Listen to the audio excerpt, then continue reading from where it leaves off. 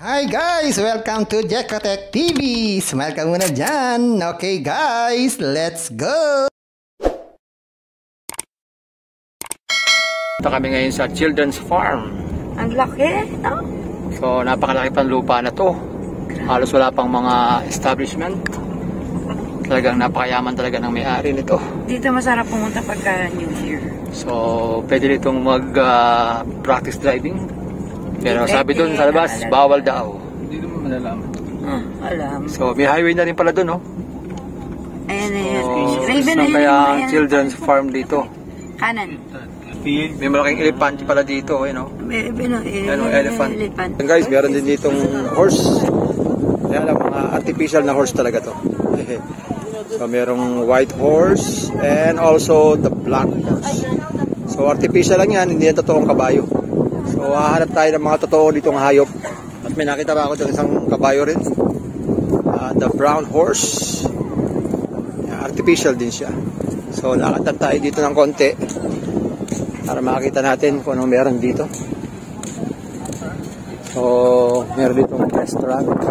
Itong isang malaking paro-paro. Artificial din.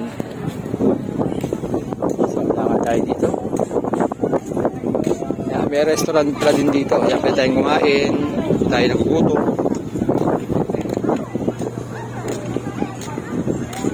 Lakad-lakad lang tayo.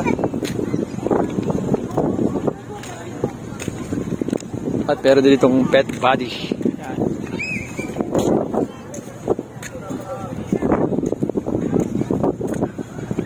Magandaan dito guys. Meron ditong zip line.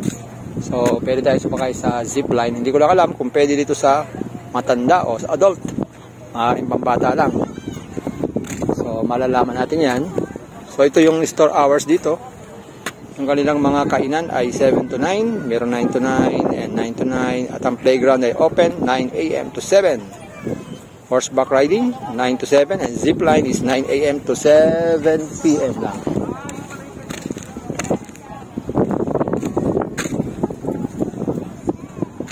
So ito yung pinaka-playground nila. So hindi natin alam kung may bayad ang playground. So tatanungin natin.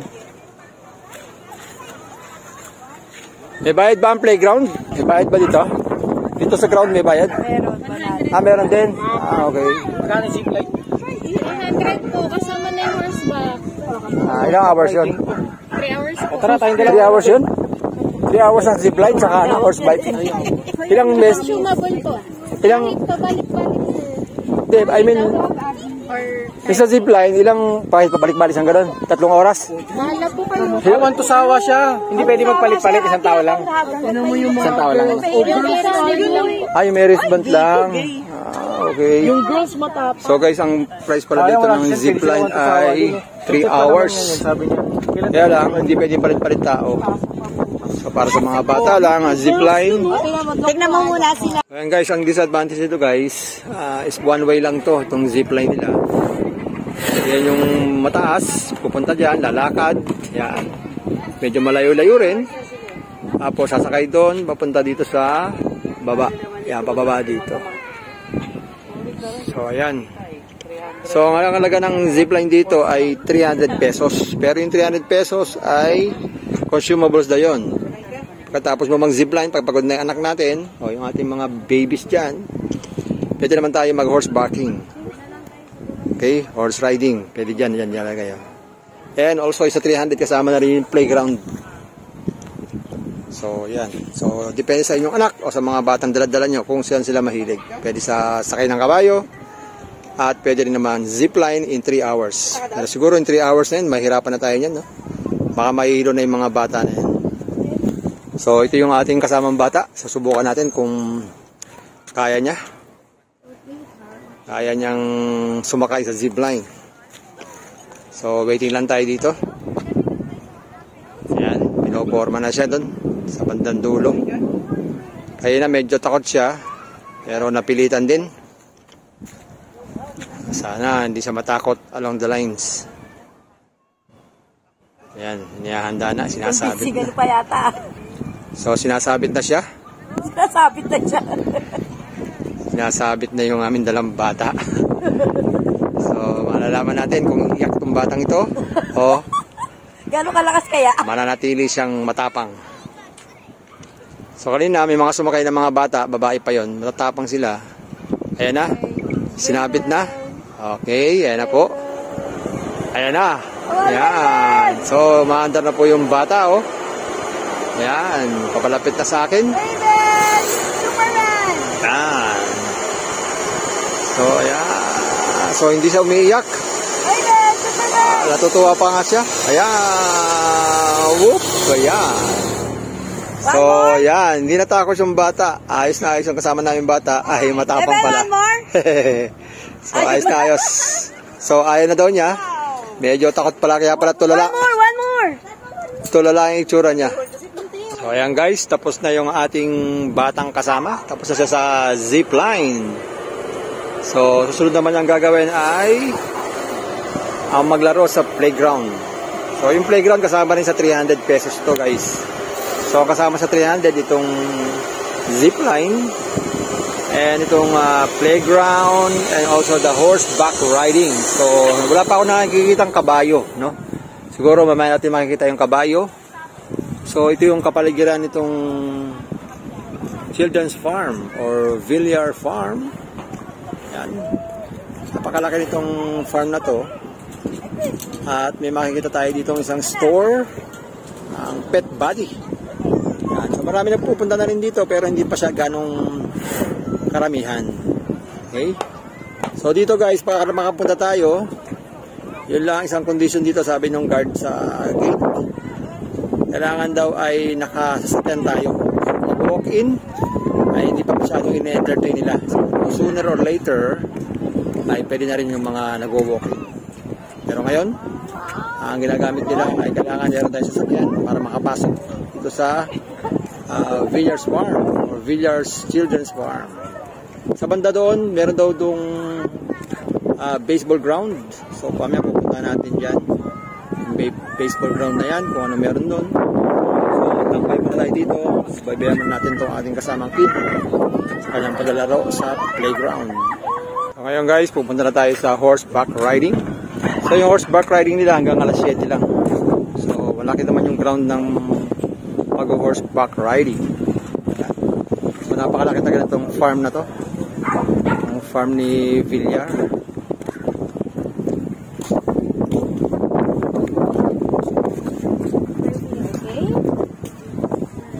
Ayan, so meron dito mga warning. Sabi ito, beware of horse.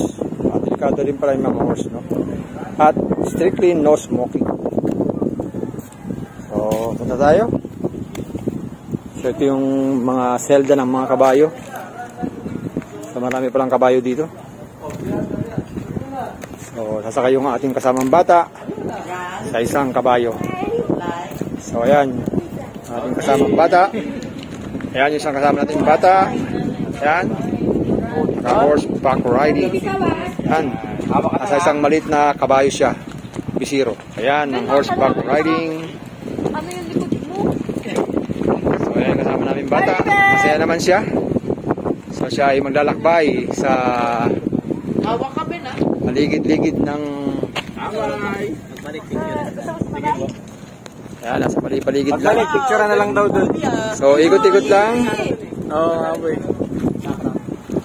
So, ikot-ikot lang siya. Napakaganda. Ha? doon nga doon siya sabi ko yun. So, ito yung mga sari-saring kabayo. Marami rito. Yan. So, ito yung mga iba't ibang uri ng kabayo. So, siguro, pwedeng mamili. Yan, merong maliliit.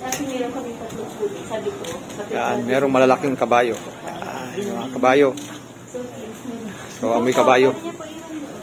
So, ito yung mga horseback riding. So, meron yung malaking kabayo na kumakain siya. So, mukha namang mababait ang mga kabayo dito. So, ito yung isang attraction dito sa Children's Farm. Okay, so, meron kayong time, pwede nyo bisitahin to. Lapit lang to sa Molino. O, ito yung Molino Bacoor. So, ayan. So, napakalaki nitong farm. siguro kung maaga pa, iikutin tong buong farm na to ng mga nag-horseback riding. Pero for the meantime, maghahapon. So meron din itong mga baka. Yan, itong mga baka, yung mga buhay na baka na hindi naman pwedeng sakyan. So ayan yung mga baka. Ayos na ayos. So napakatagal rin itong farm. So patuloy natin i-explore itong Villar Farm or Villar Children's Farm. So ito yung lugar ng baseball. So dito yung baseball ground nila. So pupuntahan natin ng konti. Tayo muna ipapasok ng na makita natin kung gaano kalaki itong baseball ground nila. So yan.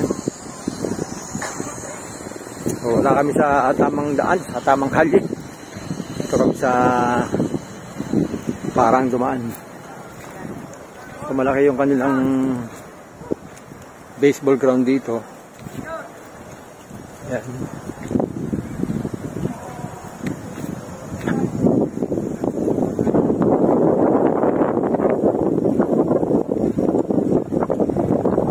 So sa mga gustong umiwas muna sa pollution, pwede kayo pumunta dito, mahangin. Napakasarap dito, ganong pollution. Ayos na ayos. Ito yung baseball ground pala nila.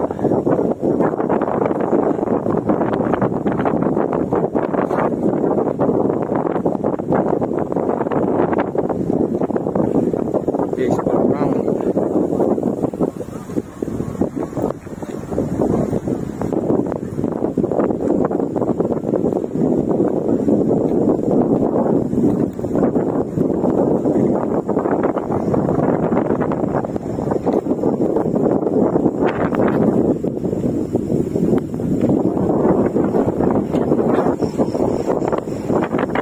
Dito tayo sa malapit. So ito yung baseball ground nila. Ito sa Villar Children's Farm. So pag may naglalaro, tayo naman dito sa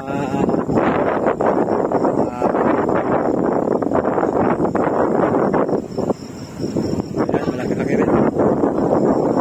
So pwede na panahon. Gamitin ito para sa mga paligsahan. Sa bayan, paris sa national school, pwede rin para sa mga bata. Hi guys! Welcome to Jekotech TV! Smile ka muna dyan! Okay guys, let's go!